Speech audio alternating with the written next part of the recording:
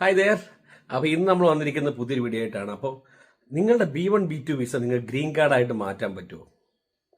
അപ്പോൾ B1 B2 visa എങ്ങനെ ലീഗലായിട്ട് green കാർഡിലേക്ക് മാറ്റാൻ അതിന് പറ്റിയ 6 പാത്വേസിലാണ് ഞാൻ വന്നിരിക്കുന്നത്. അപ്പോൾ വീഡിയോ മുഴുവനായിട്ട് കാണാൻ കുറച്ച് ഇത് ലീഗലായിട്ടും ലെജിറ്റിമേറ്റുമായിട്ട് ചെയ്യേണ്ട കാര്യമുണ്ട് തന്നെ ഈ 6 പാത്വേകളെ കുറിച്ചും കൃത്യമായിട്ട് മനസ്സിലാക്കിയിട്ട് വേണം നിങ്ങൾ പുറപ്പെടാനായിട്ട്.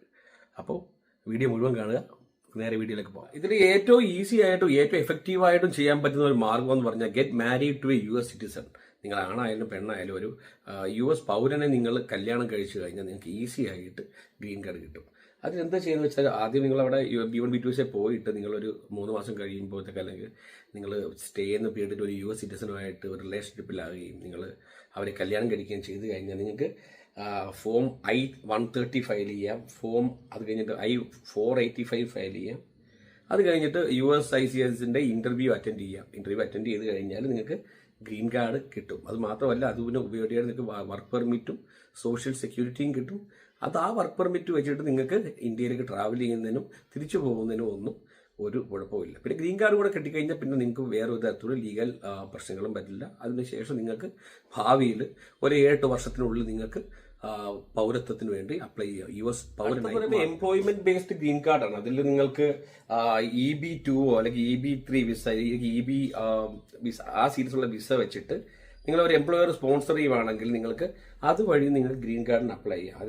അത് നിങ്ങൾക്ക് എംപ്ലോയർ നിങ്ങൾക്ക് വേണ്ടിയിട്ട് പേം ലേബർ സർട്ടിഫിക്കേഷൻ ഫയൽ ചെയ്യണം. നിങ്ങൾക്ക് വേണ്ടിയിട്ട് ഒരു ആപ്ലിക്കേഷൻ ഫയൽ ചെയ്യുന്നു. അത് കഴിയുമ്പോഴത്തേക്ക് ആ ആപ്ലിക്കേഷൻ അപ്രൂവ് ആയി കഴിഞ്ഞാൽ നിങ്ങൾക്ക് ഫോം I-140 ഫയൽ ചെയ്യാം. അത് എലിജിബിൾ ആയി കഴിഞ്ഞാൽ ഫോം I-485 ഫയൽ ചെയ്യാം. പിന്നെ ഒരു ഇന്റർവ്യൂ അറ്റൻഡ് ചെയ്യുക, ഗ്രീൻ കാർഡ് നേടുക എന്നുള്ളതാണ്. ഇപ്പോൾ EB2 EB3 വിസകളാണ് ഗ്രീൻ കാർഡ് കിട്ടാനായിട്ട് ഏറ്റവും എളുപ്പമുള്ള വഴികൾ. ഇതെല്ലാം നിങ്ങൾക്ക് B1 B2 വിസയിൽ നിന്നുകൊണ്ട് ചെയ്യാം. പക്ഷേ ആദ്യത്തെ ഒരു 3 മാസം നിങ്ങളിതൊന്നും ചെയ്യരുത്. കാരണം നിങ്ങൾ ഇമിഗ്രൻ്റ് ആകാൻ തയ്യാറെടുക്കുന്നു എന്നുള്ള ഒരു ഉദ്ദേശം USCISന് പോയി കഴിഞ്ഞാൽ നിങ്ങൾക്ക് ആപ്ലിക്കേഷനിൽ പ്രശ്നങ്ങൾ നേടാൻ സാധ്യതയുണ്ട്. അതുകൊണ്ട് ചെന്ന് ഒരു 3 മാസം അല്ലെങ്കിൽ 4 മാസത്തിന് ശേഷമായിരിക്കണം ഈ പ്രോസസ്സ് സ്റ്റാർട്ട് ചെയ്യുന്നത്. അതിന് മാത്രമല്ല എലിജിബിൾ ആയിട്ടുള്ള ഒരു എംപ്ലോയറെ കണ്ടുപിടിക്കണം.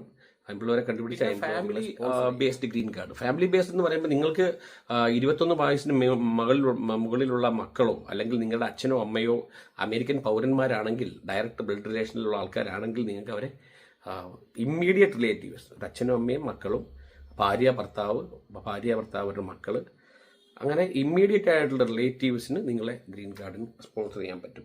അതിൽ ഇത് സെയിം പ്രോസസ് തന്നെ. I-130 ഫയൽ ചെയ്യുന്നു, വിസ അവൈലബിലിറ്റിക്ക് വേണ്ടി വെയിറ്റ് ചെയ്യുന്നു. അത് കഴിഞ്ഞ് I-485 ഫയൽ ചെയ്യുന്നു.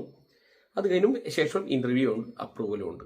But family based green card വളരെ എളുപ്പമാണ്. അത് ഈ മാരേജ് ബേസ്ഡ് ഗ്രീൻ കാർഡ് പോലെ തന്നെ ഫാമിലി ബേസ്ഡ് ഗ്രീൻ കാർഡും വളരെ എളുപ്പമാണ് നമുക്ക് കിട്ടാനായിട്ട്. പക്ഷേ പൗരത്വം അല്ലെങ്കിൽ സിറ്റിസൺഷിപ്പിലേക്ക് പോകാനായിട്ട് സമയമെടുക്കുമെങ്കിലും ഗ്രീൻ കാർഡ് കിട്ടാനായിട്ട് ഒരു 3-4 വർഷത്തിനുള്ളിൽ നിങ്ങൾക്ക് മാക്സിമം ഒരു 3 വർഷത്തിനുള്ളിൽ നിങ്ങൾക്ക് ഗ്രീൻ കാർഡ് കിട്ടും. അതിന് മുമ്പേ തന്നെ നിങ്ങൾക്ക് വർക്ക് പെർമിറ്റും കാര്യങ്ങളും ഒക്കെ റെഡിയാണ്. അസൈലം എന്ന് പറയുമ്പോൾ എല്ലാവർക്കും അറിയാം, അടുത്താണ് അസൈലമാണ്. അസൈലം എന്ന് പറയുമ്പോഴത്തേക്ക് നിങ്ങൾ പൊളിറ്റിക്കൽ അസൈലമാണ് ഫയൽ ചെയ്യുന്നത്. അതായത് നമ്മൾ റിസൈഡ് ചെയ്യുന്ന കൺട്രിയിൽ നമുക്ക് പൊളിറ്റിക്കലായിട്ട് ഒത്തുപോകാൻ പറ്റുന്നില്ല. നമുക്ക് ജീവനും നമ്മുടെ സാമൂഹിക ജീവിതത്തിനും ഒക്കെ ഭീഷണിയായിരുന്നു അവിടുത്തെ രാഷ്ട്രീയ സാഹചര്യവും നമ്മൾ എക്സ്പ്ലെയിൻ ചെയ്തിട്ട് നമ്മൾ അഭയാർത്ഥിയായി മാറുന്ന പ്രോസസ്സിനാണ് അസൈലം എന്ന് പറയുന്നത്. ഇതിനകത്ത് നമ്മൾ ആദ്യം I-589 എന്ന് പറഞ്ഞ ഫോം ഫയൽ ചെയ്യുന്നു. നമുക്ക് ഈ അസൈലം ഫയൽ ചെയ്ത് കഴിഞ്ഞാൽ 6 മാസത്തിനുള്ളിൽ നമുക്ക് വർക്ക് പെർമിറ്റും സോഷ്യൽ സെക്യൂരിറ്റിയും കിട്ടും.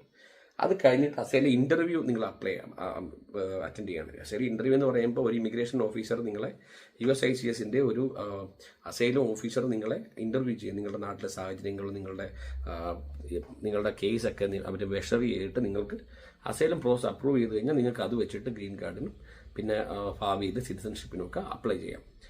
ഏറ്റവും ചെലവ് കുറഞ്ഞത് ഏറ്റവും പെട്ടെന്ന് നടക്കുന്ന വർക്ക് പെർമിറ്റ് എന്ന് പറഞ്ഞാൽ അസൈലം ബേസ്ഡ് ആണ്. പക്ഷേ ഗ്രീൻ കാർഡ് കിട്ടാൻ 10 വർഷത്തിന് മേളിൽ കാത്തിരിക്കേണ്ടി വരും. പക്ഷെ എന്നാൽ പോലും അസൈലം ബേസ്ഡ് ഗ്രീൻ കാർഡാണ്. ഇന്ത്യയിൽ നിന്ന് പോയി B1 B2 വിസയിൽ പോയി അമേരിക്ക സെറ്റിൽ ചെയ്യാൻ ഫാമിലിയോടെ പോകുന്നവർക്ക് ഏറ്റവും ഉചിതവും ഏറ്റവും ചെലവ് കുറഞ്ഞതും.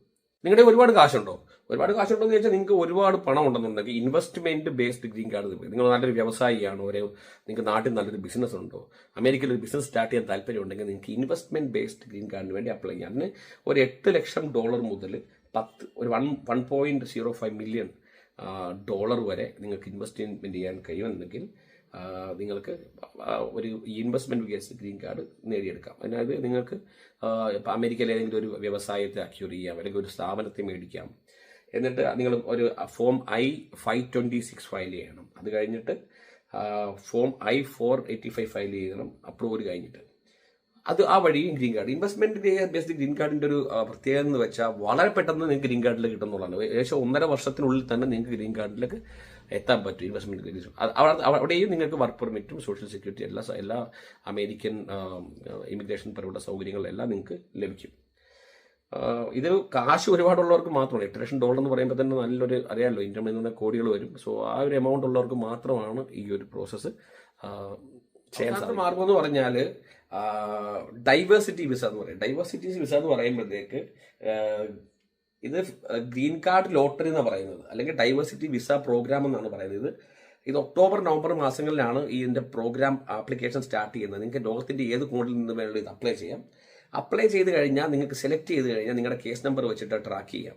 ആ ട്രാക്ക് ചെയ്ത് കഴിഞ്ഞാൽ നിങ്ങൾ സെലക്ട് ആയി കഴിഞ്ഞാൽ മൊത്തം ആനുവലി 55,000 വിസകളാണ് ഡൈവേഴ്സിറ്റി വിസ വഴി ഇഷ്യൂ ചെയ്യുന്നത്. അതിൽ അപ്രൂവ് ആയി കഴിഞ്ഞാൽ നിങ്ങൾ ഫോം I-485 ഫയൽ ചെയ്യുക. അത് കഴിഞ്ഞിട്ട് നമ്മുടെ രാജ്യം ഏതാണോ ആ രാജ്യത്തെ എംബസിയിൽ DS-265 ആപ്ലിക്കേഷൻ ഫയൽ ചെയ്യുക. നമ്മൾ B1 B2 വിസയിൽ DS-165 എന്ന് പറഞ്ഞാൽ DS-260 ഫയൽ ചെയ്തിട്ട് നിങ്ങൾ നാട്ടിലെ ഏതാണോ എംബസിയിൽ ആ എംബസിയിൽ ഇന്റർവ്യൂ അറ്റൻഡ് ചെയ്യുക. ഇന്റർവ്യൂ ക്ലിയർ ചെയ്ത് കഴിഞ്ഞാൽ നിങ്ങൾക്ക് ഡയറക്റ്റ് ഗ്രീൻ കാർഡും കാര്യങ്ങളും ഒക്കെ ലഭിക്കും. നിങ്ങൾക്ക് ഡയറക്റ്റ് PR കൂടി US യാത്ര. ഇതിന്റെ ഏറ്റവും വലിയ അഡ്വാൻറ്റേജ് എന്ന് പറഞ്ഞാൽ വലിയ വിദ്യാഭ്യാസ യോഗ്യതകളോ കാര്യങ്ങളോ ഒന്നും ഇതിനകത്ത് പ്രശ്നമല്ല. അത് മാത്രമല്ല, നിങ്ങൾക്ക് ഫാമിലിയോടെ US മൈഗ്രേറ്റ് ചെയ്യാനുള്ള ഏറ്റവും എളുപ്പമുള്ള വഴിയാണ്. പക്ഷേ കിട്ടാൻ വളരെ പാടാണെന്ന് വെച്ച് കഴിഞ്ഞാൽ ഈ പറയുന്ന വളരെ വെൽ ക്വാളിഫൈഡ് ആയിട്ടുള്ള ആൾക്കാരൊക്കെയാണ് ഇതിനെ അപ്ലൈ ചെയ്യുന്നത്. അതുകൊണ്ട് തന്നെ ചെറിയ ക്വാളിഫിക്കേഷനുള്ള ആൾക്കാരുടെ ആപ്ലിക്കേഷനൊക്കെ തള്ളിക്കളയാണ് സാധാരണ.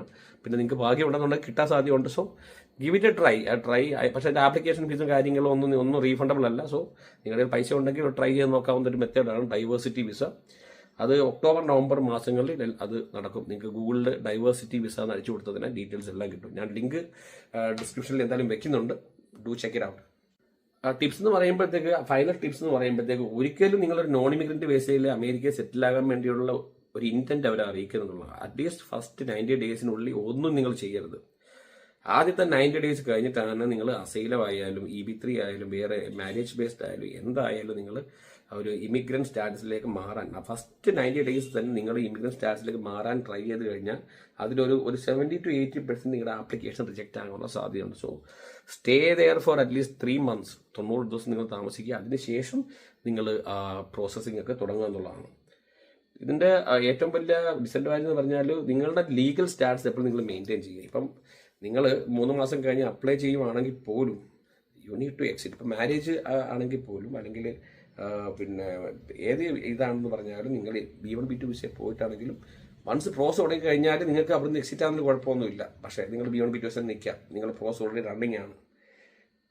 പക്ഷെ അസൈലത്തിൽ തിരിച്ചു വരാൻ പറ്റില്ല, അറിയാമല്ലോ. അപ്പം നിങ്ങൾ ഒരിക്കലും 3 മാസത്തിന് മുമ്പ് ഒരു പ്രോസസ്സിങ് തുടങ്ങാതിരിക്കുക. അതാണ് ഒരു ടിപ്പായിട്ട് പറയാനുള്ളത്.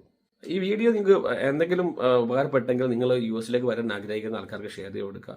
നിങ്ങൾക്ക് എന്തെങ്കിലും അഭിപ്രായങ്ങളും നിർദ്ദേശങ്ങളും ഉണ്ടെങ്കിൽ കമൻറ്റിൽ രേഖപ്പെടുത്തുക.